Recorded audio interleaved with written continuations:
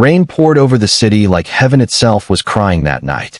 Inside a small cafe on the corner of Fifth Avenue, a woman sat nervously, her hands trembling as she wiped the grease off her faded work uniform with a napkin.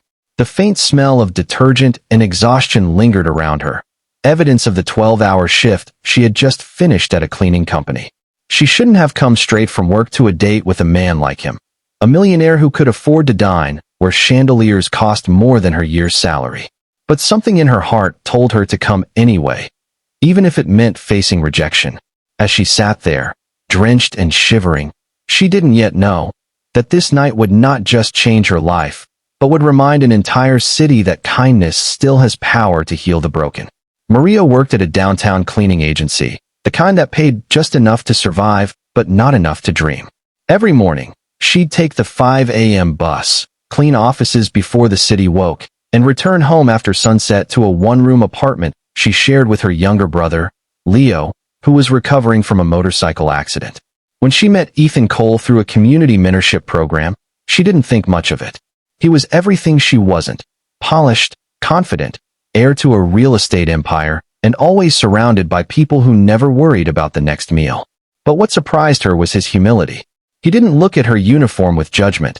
He listened to her ideas about starting her own cleaning business someday. He even told her, "Don't ever mistake tiredness for weakness. People who survive struggle know a strength the rich will never understand."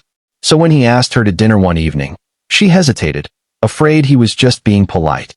But his genuine smile convinced her to say yes.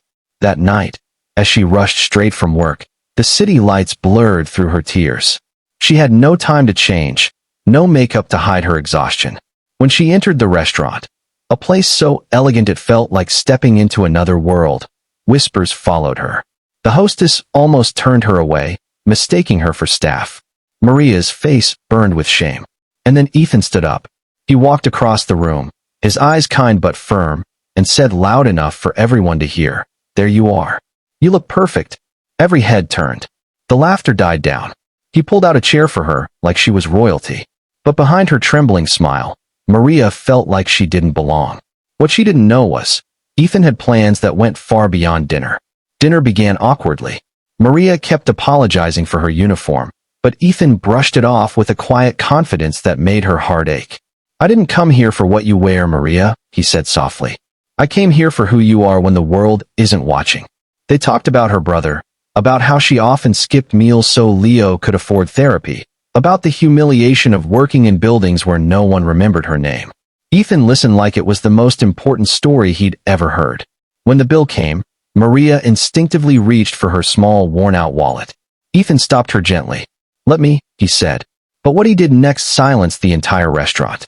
He placed a thick, white envelope on the table and said, "This isn't charity. This is an investment." Inside was a business proposal, a legal document that granted Maria ownership of a new cleaning company under her name, backed by his funding. Maria froze. I can't accept this," she whispered. "You already earned it," he replied. "You showed up after a 12-hour shift, still believing in something better. That's the kind of courage money can't buy." Tears welled up in her eyes as people around began to notice. Some clapped quietly, others wiped their own tears. For once, kindness wasn't a headline or a story, it was alive in front of them. Later that night, as Ethan drove her home, Maria looked out the window and whispered, "Why me?" "Because you reminded me who I used to be," he said. "Before success made me forget the value of ordinary hearts." A year passed. The business, Maria's hands cleaning services, had grown beyond anyone's expectations. She hired other women like her, single mothers, immigrants, people who had been invisible to society. She paid them fairly, gave them health benefits, and treated them with the respect she once longed for. Ethan remained a silent partner, often declining credit for what he had done.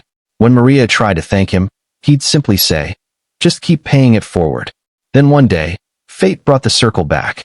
Maria was closing her office late at night when she saw an old man sitting outside, shivering with hunger.